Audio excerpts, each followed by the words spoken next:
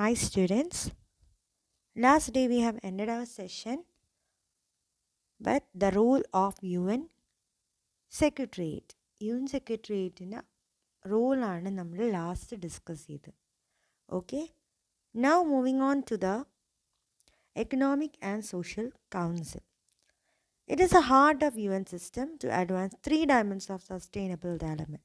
Sustainable development എന്ന കൺസെപ്റ്റിന് വേണ്ടി ഓർഗനൈസ് ചെയ്ത ഒരു കൗൺസിലാണ് economic and social council and it is heart of U N system. U N സിസ്റ്റത്തിൻ്റെ മെയിൻ പാർട്ട് എന്നുള്ളതാണ് ഈ ഹാർട്ട് കൊണ്ട് മെൻഷൻ ചെയ്തത്. It is economic and social system. It's a central platform for fostering innovative thinking to achieve internationally agreed goals. United നേഷൻസിന് കുറച്ച് internationally agreed goals ഉണ്ട്. ഈ ഗോൾസൊക്കെയാണ് നമുക്ക് റീച്ച് ചെയ്യേണ്ടത് എന്ന് കുറച്ച് സെറ്റിങ്സ് ഉണ്ട്. That is the economics and social council act as a central platform for fostering innovative thinking. കൂടുതൽ ഇന്നോവേറ്റീവ് തിങ്ക് ചെയ്ത് ഡെവലപ്മെൻറ്റിന് വേണ്ടിയിട്ടാണ് economic and social council work ചെയ്യുന്നത്. It is responsible for the follow up to major UN conferences and summit. It is responsible for follow up to major UN conference and summit. ഫോളോ-അപ്പിന് വേണ്ടിയിട്ടതുകൊണ്ട്. Similarly, UN Charter established Economic and Social Council in 1945. Date എല്ലാം memorise ചെയ്യാനാണ്. 1945 ECOSOC Economic Council Social Council was established in 1945 and it holds 4-week sessions in each year. Each year 4 sessions നടത്തുന്നുണ്ടാവും economic and social council. And the last annual meeting in April with financial managements headed by the World Bank and IMF. ഇതൊക്കെയാണ് international monetary fund, that is IMF. ഇതെല്ലാമാണ് the features of economic and social council. First, it is a heart of the United Nations and I think about 54 member states are there for the economic and social council, in which it is providing a platform to foster the innovative thinking to achieve internationally agreed goals, and it is established in 1945 as one of the 6 major organs of United Nations. United Nations in the 6 major organs, the best one ആയിട്ട് നമ്മൾ പറഞ്ഞ secretariat ആണ്, executive arm. And this is also one of the sectors or segments under that is the main organs of United Nations, and it also responsible for coordinating the socio-economic fields of organization. Socio-economic fields of organization development വേണ്ടിയിട്ടും ഇത് act ചെയ്യും. Okay, these are the major things to be discussed in socio-economic council. Similarly, 4-week sessions ഉണ്ടാവും each year, and also the annual meeting is done in April with finance managers headed by the IMF and World Bank teams. Okay, this is Economic and Social Council. Now moving on to the next slide, that is International Human Rights Commission. International Human Rights Commission, ആ ടേമിൽ തന്നെ നമുക്ക് മനസ്സിലായി it is something related to international. It is declared on 24th December 2003 in Geneva, Switzerland, and its headquarters is in UN. The International Human Rights Commission has been established with 24 members from 24 countries of Asia, Africa, Europe, America, etc. But each member of the United Nations, each member of International Human Rights Commission. ഇതാണ് പ്രത്യേകത വരുന്നത്. It is a non-profitable organization. The name of the International Executive Council of IHRC declared on 24 December 2003 at Geneva, Switzerland. It is having a 24 member nations, and for eradicating the atomic weapons and mobilizing the peace against war, and also it will take in its affiliation to UN and international network bodies. These are the major features of International Human Rights Commission. Okay, I thought that everybody is clear with this. It is also very important. Okay, now we are moving into the National Human Rights Commission, that is NHRC. It is constituted on 12th October 1993 under protection of Human Rights Ordinance of 28 September 1993. അത് organise ചെയ്തതെന്നാണ് constitute ചെയ്തത് 12 October 1993. While International Human Rights Commission was declared on 24 December 2003. ഈ dates ഒക്കെ നിങ്ങൾ ഓർത്തിരിക്കുന്നതാണ്. Okay. Then, what are the functions of the National Human Rights Commission? They intervene in court proceedings. എന്തെങ്കിലും court related human rights violation അല്ലെങ്കിൽ human റൈറ്റ്സിന് വേണ്ടി എന്തെങ്കിലും court proceedings ഉണ്ടായിരുന്നെങ്കിൽ അത് ഇൻ്റർവീൻ ചെയ്യാൻ, അതിൽ ഇടപെടാനുള്ള റൈറ്റ് ഹ്യൂമൻ റൈറ്റ്സ് കമ്മീഷനാണ്. National human rights commission NHRCക്കാണ്.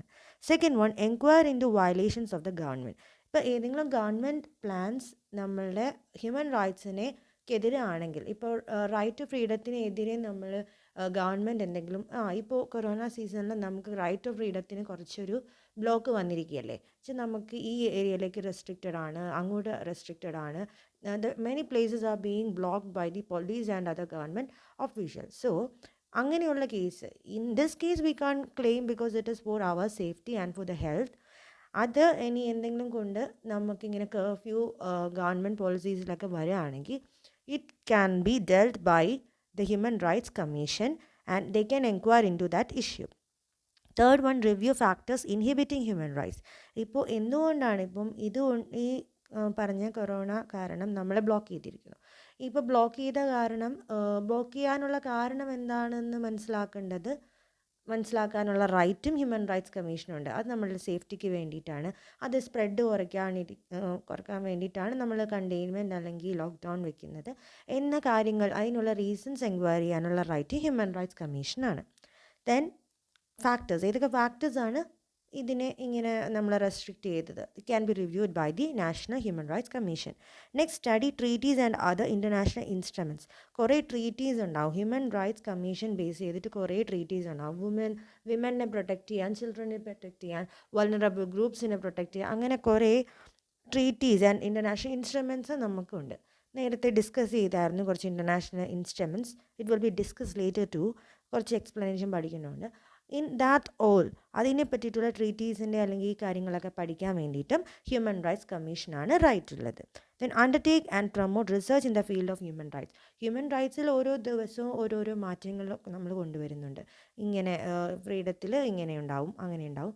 And it will be decided, can be taken by, such decisions can be taken by human rights commission through the researches. പല റിസർച്ചസിലൂടെ human rights കമ്മീഷന് ഈ decisions എടുക്കാവുന്നതാണ്. These are the main thing that is included in the National Human Rights Commission and also International Human Rights Commission. International all വേൾഡിലായിരിക്കും, national ആകുമ്പോൾ നമ്മുടെ ഇന്ത്യയിലായിട്ട് അത് ചുരുങ്ങി. Both are non profitable organizations and the headquarters of the International Human Rights Commission is in Geneva and ours will be in India. Then there are 24 member nations in international. Only one nation, that is our India. Then what is the purpose of International Human Rights Commission? For eradicating the weapon use അല്ലെങ്കിൽ war ടൈമിൽ piece mobilise ചെയ്യാൻ വേണ്ടിയിട്ടൊക്കെയാണ് International Human Rights Commission. അത് UN അഫിലിയേഷൻ്റെ കീഴിലാണ്, അതുകൊണ്ടാണ് ജനീവയിലല്ല, ഇപ്പോൾ UN അഫിലിയേഷൻ്റെ കീഴിലാണ്. അതേപോലെ international കുറേ ബോഡീസിൻ്റെ അഫിലിയേഷൻ്റെ കീഴിലായിരിക്കും. Moving on to the next one, the Security Council and the Human Rights. So we have discussed up to National Human Rights Commission. Now Security Council and Human Rights. What is the purpose of Security Council in Human Rights? Human Rights Security Council ആയിട്ട് എന്താണ് ബന്ധം? അതിൽ എന്താണ് Security Council ചെയ്യുന്നതെന്നാണ് ഇനി discuss ചെയ്യുന്നത്. To investigate and mediate, dispatch a mission, appoint special envoys or request the Secretary General to use his good office. Secretary ജനറലാണ് the main head of the secretariat എന്ന് പറഞ്ഞു. സെക്രട്ടേറിയറ്റ് ആണ് executive am of UN എന്ന് പറഞ്ഞു. So ഈ കാര്യങ്ങളൊക്കെ secretary general എന്തൊക്കെ കാര്യങ്ങൾ ചെയ്യണം എന്നുള്ളതിനെ പറ്റിയിട്ട് ഇൻവെസ്റ്റിഗേറ്റ് ചെയ്യാനും മീഡിയേറ്റ് ചെയ്യാനും ഒരു മിഷനെ പറ്റി പ്ലാൻ ചെയ്യാനും അതിന് വേണ്ടിയിട്ടുള്ള സ്പെഷ്യൽ എൻവോയ്സിനെ അപ്പോയിൻ്റ് ചെയ്യാനും ഒക്കെ നമ്മുടെ സെക്രട്ടറി ജനറലിന് ഡ്യൂട്ടീസ് കൊടുക്കുന്ന അല്ലെങ്കിൽ അവരെ ഒന്ന് മോണിറ്റർ ചെയ്യുന്നതായിരിക്കും security council. Then second one, may issue a ceasefire directive, dispatch military observers or a peacemaking force. അവരൊരു ഡയറക്റ്റീവ് കൊടുക്കും, എങ്ങനെ വേണം ഒരു മിലിറ്ററി ഒബ്സർവേഴ്സ് അല്ലെങ്കിൽ പീസ് മേക്കിംഗ് ഫോഴ്സിനെ എങ്ങനെ നമ്മൾ ഇൻട്രൊഡ്യൂസ് ചെയ്യണം. ഹ്യൂമൻ റൈറ്റ്സ് എന്ന് പറയുന്നത് നമ്മളെപ്പോഴും പീസ് മേക്കിംഗ് അല്ലെങ്കിൽ ഒരു വാർ അവോയ്ഡ് ചെയ്യുക, ഇതൊക്കെയാണ് നമ്മളുടെ കൺസെപ്റ്റ് വരുന്നത് ആസ് എൻ ഇൻ്റർനാഷണൽ ബേസിസ്. അതിനു വേണ്ടി നമ്മൾ എന്തൊക്കെയാണ് ചെയ്യേണ്ടത്, എന്ത് രീതിയിലുള്ള പ്രൊസീജിയേഴ്സാണ് നമ്മൾ അഡോപ്റ്റ് ചെയ്യേണ്ടതിനുള്ള പറ്റി ഒരു ഡീറ്റെയിൽ കൊടുക്കുന്ന ആൾക്കാരാണ് security council for collective military action. Third one is for collective military action. ഒരു മിലിറ്ററി ആക്ഷൻ എടുക്കണം, പീസ് മേക്കിംഗ്. ഇപ്പോൾ നമ്മൾ ചൈനയും ഇന്ത്യയും തമ്മിലൊരു വോർ നടക്കുമ്പോൾ നമ്മുടെ ഹ്യൂമൻ റൈറ്റ്സിന് വയലേഷൻ അവിടെ നടക്കുന്നു. എന്നുവെച്ചാൽ കഴിഞ്ഞ പ്രാവശ്യം നടന്ന ആ ഇഷ്യൂവിൽ ചൈന ഇന്ത്യ ബോർഡറിൽ നടന്ന ഇഷ്യൂസില്ലേ, ചൈന മിലിറ്ററി ഫോഴ്സ് നമ്മളുടെ മിലിറ്ററി ഫോഴ്സിനെ അറ്റാക്ക് ചെയ്തു without any provocation and it led to the death of many of our military staffs. Military പല ഓഫീസേഴ്സും മരണപ്പെട്ടു. ഇതിനെന്താ ചെയ്യുക, അങ്ങനെ ഒരു പ്രശ്നം നടന്നപ്പോൾ നമ്മൾ ഹ്യൂമൻ റൈറ്റ്സ് വയലേഷൻ നടന്നു. ഇതിനൊക്കെ എന്ത് ആക്ഷനാണ് എടുക്കുന്നത്, എന്ത് മിലിറ്ററി ആക്ഷനാണ് എടുക്കേണ്ടത് എന്നൊക്കെ ഡിസൈഡ് ചെയ്യുന്നത് സെക്യൂരിറ്റി കൗൺസിലായിരിക്കും. And the fourth one, opt for enforcement measures. ഇപ്പോൾ ട്രാവൽ ബാൻസ്, ഇപ്പം നമുക്ക് അന്ന് ഈ ഇഷ്യൂ ഉണ്ടായപ്പോൾ കുറേ ട്രാവൽ ബാൻസ് വന്നു, നമുക്ക് അങ്ങോട്ട് പോകരുത്. ഇപ്പോൾ മെയിൻലി അത് കാണുന്നത് കാശ്മീരിലൊക്കെ ഒരു യുദ്ധമൊക്കെ നടക്കുന്ന ടൈമിൽ എന്താ സംഭവിക്കുക, അവിടെ മൊത്തം കർഫ്യൂ ആക്കി കളയും. ആ ആൾക്കാരൊന്നും അവിടെ നിന്ന് ഇങ്ങോട്ട് പോകരുത്, they should be restricted to some area, Hindus won't go to this place, Muslims can go to this place, അങ്ങനെ കുറേ ട്രാവൽ ബാൻസ് വയ്ക്കും. ഇതെല്ലാം എന്ത് രീതിയിലുള്ള ട്രാവൽ ബാൻസ് ആണ് വേണ്ടത്, എന്ത് ആംസ് ആണ് യൂസ് ചെയ്യേണ്ടത്, ആംസ് മീൻസ് വെപ്പൺസ് എംബാഗോ ആണ് യൂസ് ചെയ്യേണ്ടത്, ഇതിനെ പറ്റിയിട്ടുള്ള എന്തൊക്കെ മെഷേഴ്സാണ് എടുക്കേണ്ടത്, ഇതെല്ലാം ഡിസൈഡ് ചെയ്യുന്നതാണ് സെക്യൂരിറ്റി കൗൺസിൽ ഹ്യൂമൻ റൈറ്റ്സിലുള്ള function. Okay, this is discussed in this one. Next one, so now we are moving on to, ഞാൻ കുറച്ച് ഇൻ്റർനാഷണൽ ബോഡീസിനെ ഡിസ്ക്രൈബ് ചെയ്തായിരുന്നു നേരത്തെ സ്ലൈഡിൽ. I will show you these one, treaty based bodies on the office of the high commissioner for human rights. ഇന്നലത്തെ സ്ലൈഡിൽ കാണിച്ചതായിരുന്നു. So ഇത് നോക്കുമ്പോൾ ഇതിൽ ചില സാധനങ്ങൾ മാത്രം ഞാൻ ഇമ്പോർട്ടൻ്റ് ആണ്. It is given as assignment for today. So that is CERD is given, then CEDAW, CESCR. ഇതിൻ്റെ എല്ലാം ഫുൾ ഫോം ഞാൻ പറഞ്ഞായിരുന്നു. സോ ഇന്നത്തെ അസൈൻമെൻ്റ് എന്ന് പറഞ്ഞാൽ ഇതെന്താണെന്നും what is the full form of these and what is mention in this, എന്തൊക്കെ mandate ചെയ്തിട്ടുണ്ട് ഈ കൺവെൻഷൻ അല്ലെങ്കിൽ കമ്മിറ്റിയുടെ അടിയിൽ എന്തൊക്കെ കാര്യങ്ങളാണ് പറഞ്ഞിരിക്കുന്നത് എന്നുള്ള ഒരു ഷോർട്ട് ആൻസേഴ്സ് ആയിട്ടാണ് എനിക്ക് വേണ്ടത്. So it is very important. The treaty ബോഡീസിലും ഇമ്പോർട്ടൻ്റ് ആയിട്ടുള്ള 3 എണ്ണമാണ് നിങ്ങൾക്ക് പഠിക്കാനുള്ളത്. That is CERD, CEDAW, CESR. Okay, ഈ 3 എണ്ണത്തിൻ്റെ ഡീറ്റെയിൽസ് ആണ് assignment. Okay, next we are moving to the human rights committee. ഇതുവരെ നമ്മൾ ഹ്യൂമൻ റൈറ്റ്സിൻ്റെ ഇൻ്റർനാഷണൽ പറഞ്ഞു, നാഷണൽ പറഞ്ഞു. പിന്നെ കമ്മിറ്റീനെ പറ്റി നമ്മൾ ഡീറ്റെയിൽ ആയിട്ട് പഠിക്കാൻ പോകാം. What is human rights commission? It is a quasi judicial ബോഡിയാണ് human rights committee and is established by the international covenant on the civil and political rights and its first optional protocol. Okay, ഇവർ establish ചെയ്തിരിക്കുന്ന human rights കമ്മിറ്റീനെ establish ചെയ്തിരിക്കുന്നതാണ് international covenant on civil and political rights and its first optional protocol. ഇത് it convenes in New York and Geneva. ന്യൂയോർക്കിലും ജനീവയിലാണ് ഇത് ഉണ്ടായത്. Okay, now we can move in to the what is the composition of human rights committee. ആരൊക്കെയാണ് ഇതിനുള്ളത്, അല്ലെങ്കിൽ എത്ര ആൾക്കാരാണ് ഈ ഒരു കമ്മിറ്റിയിലുള്ളതെന്നാണ് ഇനി ഡിസ്കസ് ചെയ്യണം. There are about 18 experts, of which ഒരു എക്സ്പേർട്സ് ഒരു കൺട്രിയിൽ നിന്ന് മാത്രമേ, എന്ന് വെച്ചാൽ not more than 1 national of the same state should be the expert. എല്ലാ സ്റ്റേറ്റിൽ നിന്നും ഒരാൾ, അതിൽ കൂടുതലാവരുത്, ഒന്നിൽ കൂടുതൽ ആൾക്കാർ ഒരു സ്റ്റേറ്റിൽ നിന്ന് പാടില്ല. This is mention in the article 31(1) of international covenant on civil and political rights. അതാണ് ICCPR. Okay, next, they should be the national experts. A committee member shall not take part in the examination of a communication by the committee if the state party in respect of which he or she was selected to the committee is a party to the case. ഇതാണ് national എക്സ്പേർട്ടിൻ്റെ definition. That is എന്താണ് national എക്സ്പേർട്ടിൽ പറഞ്ഞിരിക്കുന്നത്. It should also be studied. Okay, then next one is equitable geographical distribution and representative of different forms of civilization and the principal legal system. It is also mentioned in this Article 31C of ICCPR. ഇതൊക്കെയായിരിക്കണം composition. It is very important. Human Rights Committeeയുടെ composition എന്താണെന്ന് ചോദിച്ചാൽ you should know there are 18 members, that is 18 experts, of which only one from each state, and also equitable geographical distribution and representation of different forms of civilization ഉള്ള ആൾക്കാരായിരിക്കണം അതിനകത്ത്. And also they should be the national expert, but they should not take part in the examination of a communication by the committee. Okay, ഇങ്ങനെ 4 points ആണ് കമ്പോസിഷനിലുള്ളത്. Moving on to the next one, what is the criticism faced by the United Nations and human rights? ഏത് കാര്യത്തിലാണെങ്കിലും എന്തൊക്കെ rights ഉണ്ടാക്കിയാലും ആരൊക്കെ അതിന് govern ചെയ്താലും there will be criticism. അത് നമ്മൾ ഏത് കേസിലെടുത്താലും നമ്മൾ എന്ത് നല്ലത് ചെയ്താലും അതിനൊരു കുറ്റം പറയാനുണ്ടാവില്ലേ, അതുപോലെ ചിലപ്പം അത് നല്ലതായിരിക്കാം, അങ്ങനെ കുറ്റം പറയുന്നതുകൊണ്ടാണ് നമ്മൾ ഡെവലപ്പ് ചെയ്യുന്നത്. So in this case also there is a critic appreciation. What are they? One is ethical consideration of human rights and the double standard. ഒരു വശത്തിൽ നോക്കിയാൽ ഹ്യൂമൻ റൈറ്റ്സ് എപ്പോഴും ഒരു എഫക്റ്റീവ് ടൂളായിരിക്കും. എന്തിന്? ഏതെങ്കിലും ആൾക്കാർ അല്ലെങ്കിൽ റിച്ച് പുവർ എന്ന ക്ലാസിഫിക്കേഷനിൽ നമ്മൾ ഹ്യൂമൻ റൈറ്റ്സ് വയലേഷൻ ചെയ്യുന്നുണ്ടെങ്കിൽ ഹ്യൂമൻ റൈറ്റ്സ് കമ്മിറ്റി ഉള്ളത് അല്ലെങ്കിൽ ഇൻ്റർനാഷണൽ ഹ്യൂമൻ റൈറ്റ്സ് കമ്മീഷൻ ഉള്ളത് നല്ല കാര്യമായിരിക്കും. ബട്ട് ഇൻ അതർ കേസ് ചിലപ്പോൾ ഇത് ഇന്നെഫക്റ്റീവാണ്. ബിക്കോസ് കൂടുതലും ഈ വെസ്റ്റേൺ പവർഫുൾ കൺട്രീസിനാണ് ഇത് ഫുൾ പവർ ഉള്ളത്. അവരാണ് ഹ്യൂമൻ റൈറ്റ്സ് കമ്മീഷനെ കൺട്രോൾ ചെയ്യുന്നത്.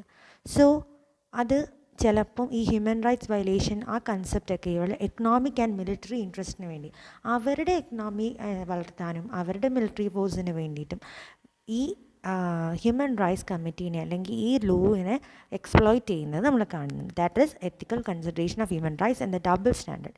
2 രീതിയിലാണ് ഇതിനെ കൺസിഡർ ചെയ്യുന്നത്. One hand it is good and other hand western കൺട്രീസിൻ്റെ പവർ കാരണം അവർ efficiency will be lose. Double use of human rights വരും. Okay, that is the first one. Second one, foundational weakness എന്ന് പറഞ്ഞാൽ human rights as A concept നോക്കുകയാണെങ്കിൽ അതെപ്പോഴും western കൺട്രീസിൽ തന്നെ നേരത്തെ പറഞ്ഞ പോലെ തന്നെ വെസ്റ്റേൺ നേഷൻസിലായിരിക്കും ഇത് കൂടുതൽ പവർഫുൾ ആയിരിക്കുന്നത്.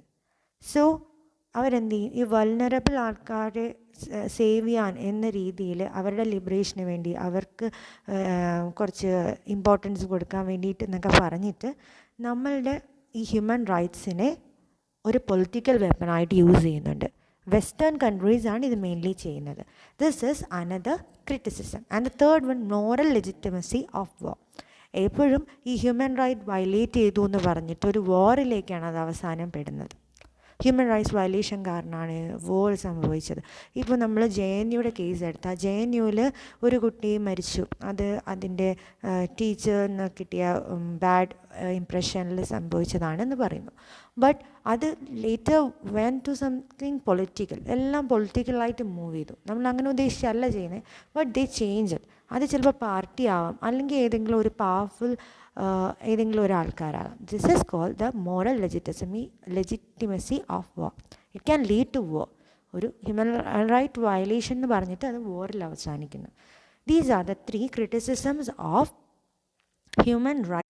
നൗ ഇതുവരെ നമ്മൾ UN ഹ്യൂമൻ റൈറ്റ്സും എങ്ങനെ കണക്റ്റഡ്, അവരുടെ ഏതൊക്കെ ബോഡീസാണ് ഹ്യൂമൻ റൈറ്റ്സിന് വേണ്ടി വർക്ക് ചെയ്യുന്നത് എന്നൊക്കെയാണ് നമ്മൾ പഠിച്ചത്. ഇനി നമ്മൾ മൂവ് ചെയ്യുന്നത് human rights in Indian constitution, അല്ലെങ്കിൽ ഇന്ത്യയിലെ ഹ്യൂമൻ റൈറ്റ്സിൻ്റെ രീതികൾ എന്താണ്, അതിനെ ഗവേൺ ചെയ്യുന്നത് ആരാണ്, അതെങ്ങനെയാണ് കോൺസ്റ്റിറ്റ്യൂഷനുമായിട്ട് ബന്ധപ്പെട്ട് ഇതിനെ പറ്റിയിട്ടാണ്. So session 2D of the protection of human rights act 1993. ഇപ്പം നമ്മുടെ ഹ്യൂമൻ റൈറ്റ്സ് പ്രൊട്ടക്ഷൻ ആക്ട് 1993 അതിൽ സെഷൻ 2Dയിൽ പറഞ്ഞിരിക്കുന്നത് human right means the right relating to life, liberty, equality and dignity of individuals guaranteed by the Constitution or embodied in the international conventions and enforced by courts in India. ഇതാണ് നമ്മൾ human റൈറ്റ്സിനെ പറ്റി section 2D of protection of human റൈറ്റ്സിൽ പറഞ്ഞിരിക്കുന്നത്. എന്താണ്? Anything related to the life, liberty, equality and dignity of individuals which is guaranteed by the constitution. Constitution guarantee ചെയ്ത എന്ത് കാര്യത്തിനും അതിനുള്ളൊരു റൈറ്റിനെയാണ് നമ്മൾ ഹ്യൂമൻ റൈറ്റ്സ് എന്ന് പറയുന്നത്. So we can move. എങ്ങനെയാണ് ഹ്യൂമൻ റൈറ്റ്സ് ഇന്ത്യൻ കോൺസ്റ്റിറ്റ്യൂഷനായിട്ട് ബന്ധപ്പെട്ടിരിക്കുന്നത്? Human rights in the Indian constitution came in force on 26 January 1950 with 395 articles and 8 schedules. ഇങ്ങനെയാണ് ഫസ്റ്റ് ഇന്ത്യൻ കോൺസ്റ്റിറ്റ്യൂഷൻ വന്നത് 26 January 1950 with 395 articles and 8 schedules. Preamble to the Constitution. Constitution എപ്പോഴും ഒരു preamble ഉണ്ട്. It pledges justice, social, economic and political, liberty of thought, expression, belief, faith and worship, equality of status and of opportunity and fraternity, assuring the dignity of the individuals and the unity and the integrity of the nation. Preamble of the Constitution ഇത്രയും കാര്യങ്ങൾ പറഞ്ഞിട്ടുണ്ട്. എന്തൊക്കെയാണ്? About the justice, social, economic and political, liberty of thought, അങ്ങനെ എല്ലാ കാര്യങ്ങളുമാണ് നമ്മൾ പ്രിയാമ്പിളിൽ പറഞ്ഞിരിക്കുന്നത്. Then the preamble declares India to be the sovereign, socialist, secular and democratic republic ആയിട്ടാണ് പ്രിയാമ്പിളിൽ പറഞ്ഞിരിക്കുന്നത്. ഈ കാര്യങ്ങളും ഇതിൽ മെൻഷൻഡ് ആണ്. Moving on into the various articles and rights which are given in human rights. Human rights ആയിട്ടുള്ള articles ഏതൊക്കെയാണെന്നാണ് ഇനിയുള്ളത് Indian കോൺസ്റ്റിറ്റ്യൂഷനിൽ പറഞ്ഞിരിക്കുന്നത്. From article 12 തൊട്ട് നമ്മൾ ഹ്യൂമൻ ഫണ്ടമെൻ്റൽ റൈറ്റ്സിന് ഡിഫൈൻ ചെയ്യുന്നുണ്ട്. What will be the definition will be discussed in the article 12. Then subsequently article 13, 14 to almost 32 articles are there. അതിൻ്റെ ഒരു notes നിങ്ങൾ prepare ചെയ്ത് വെക്കണം. ബിക്കോസ് അത് പല പല കാറ്റഗറിയിലായിട്ടാണ് കിടക്കുന്നത്. ആർട്ടിക്കിൾ 12 and 13 ജനറൽ പ്രിൻസിപ്പിൾസ് ആണ്. Right to equality 14 to 18, right to freedom 19 to 22 and right to exploration 22 to 24. Then right to freedom of religion 25 to 28 and cultural and education right 29 to 31. അങ്ങനെ നമ്മൾ പല category ആയിട്ടാണ് articles കൊടുത്തിരിക്കുന്നത്. So you want to note that too. Okay. Now we are moving on into the next one, that is the sections of Constitution. Constitutionsൻ്റെ sections എന്തൊക്കെയാണെന്നാണ് ഇനി നമ്മൾ discuss ചെയ്തിരുന്നത്. What are the? Fundamental rights ഉണ്ട്, directive principles of state policy and the fundamental duties. അങ്ങനെ 3 category ആണ് sections ആണ് കോൺസ്റ്റിറ്റ്യൂഷനിലുള്ളത്. First one fundamental rights, then the directive principles and the fundamental duties. അപ്പോൾ ഇത് മൂന്നും നമ്മൾ അറിഞ്ഞിരിക്കണം. വാട്ട് ഈസ് ഫണ്ടമെൻ്റൽ റൈറ്റ് അത് നമ്മൾ പറഞ്ഞിട്ടുണ്ട്. ഫണ്ടമെൻ്റൽ ഡ്യൂട്ടിയും നമുക്കറിയാം. വാട്ട് ഈസ് ഡയറക്റ്റീവ് പ്രിൻസിപ്പിൾ അതാണ് ഡിഫറൻസ് ആയിട്ടുള്ളത്. They are guidelines for framing the laws of government. ഗവൺമെൻറ്റിൻ്റെ ലോസിനെ ഫ്രെയിം ചെയ്യാനുള്ള guidelines, that is directive principles of state policy. Okay. These are vital elements of the constitution which were developed between 1947 and 1949 by the Constituent Assembly of India. Constituent Assembly of India ആണ് ഈ 3 ആർട്ടിക്കിൾസും sessions of കോൺസ്റ്റിറ്റ്യൂഷനും design ചെയ്തിരിക്കുന്നത്. And they are developed between 1947 and 1949. Okay. Now moving on into the next category, the main session, that is human rights protection of vulnerable group. Vulnerable ഗ്രൂപ്പ്സിൻ്റെ human rights protection എങ്ങനെയാണ് എന്നതാണ് ഇനി discuss ചെയ്യുന്നത്. What are the? Protection of vulnerable to violations of their fundamental human rights. നമ്മുടെ vulnerable ആയിട്ടുള്ള ഗ്രൂപ്പ്സിനെ ആ ഗ്രൂപ്പ്സിനെ താഴെ മെൻഷൻ ചെയ്തിട്ടുണ്ട്. There are about 13 groups. ഈ ഗ്രൂപ്പ്സിനെതിരെയുള്ള വയലേഷൻസിനെയൊക്കെ പ്രൊട്ടക്റ്റ് ചെയ്യാൻ വേണ്ടി, വയലേഷൻസിൽ നിന്നൊക്കെ ഈ ഗ്രൂപ്പ്സിനെ രക്ഷിക്കാൻ വേണ്ടിയിട്ടുണ്ടാക്കിയ റൂൾസാണ് the human rights. Okay. ICESCR, that is the Committee on Economic, Social and Cultural Rights ആണ് ഈ വൾണറബിൾ ഗ്രൂപ്പ്സ് പ്രൊട്ടക്ഷനുള്ള ഹ്യൂമൻ റൈറ്റ്സ് ഡിസൈൻ ചെയ്തിരിക്കുന്നത്. Which are the 12 groups? First one women and girls and children, refugees, internally displaced people, stateless people, national minorities, indigenous people, migrant workers, disabled people, elderly person, HIV positive person, AIDS victims, Roma, Gypsies, Sindhi, lesbian, gay and transgender people. ഇങ്ങനെയുള്ള vulnerable ഗ്രൂപ്പ്സിനെതിരെയുള്ള protection, അവരെ നമ്മൾ protect ചെയ്യുക, അവരുടെ human rights പ്രൊട്ടക്ഷന് വേണ്ടിയിട്ട് ഉണ്ടാക്കിയിരിക്കുന്നതാണ് committee on economic, social and cultural rights. So students, today we have discussed some of the important points, that is Economic and Social Council, then the International Human Rights Commission, National Human Rights Commission, Security Council. It's how Security Council is related to the human rights. Then I have given 3 assignments. That is, one, you can write it as a single assignment. What is to be written as previously discussed, please hear the complete video. Then the Human Rights Committee. Then what is the criticism faced by the UN Human Rights Committee? Then what is the relationship between human rights and our Indian Constitution? And what are the sessions of the Constitution in which human rights are mentioned? Then which group of people, or which are the vulnerable group for which human rights protection is very important. There are about 13 groups. It is also discussed. ഇതിൽ കുറച്ച് detail ആയിട്ട് പഠിക്കേണ്ടത് women and girls and also children ആണ്. We can discuss that in the next lecture. So എന്തെങ്കിലും doubts ഉണ്ടെങ്കിൽ നിങ്ങൾ ചോദിക്കുക. Assignment correct ടൈമിൽ മീൻസ് ടുമോറോ ബിഫോർ 5 എനിക്ക് അസൈൻമെൻറ്റ് അയച്ചു തന്നിരിക്കണം. If there is any delay, ഞാൻ നേരത്തെ പറഞ്ഞിട്ടുണ്ട്, ഡിലേ ഉണ്ടാക്കരുത്. It will be discussed later. Okay then. Bye students. Have a nice day.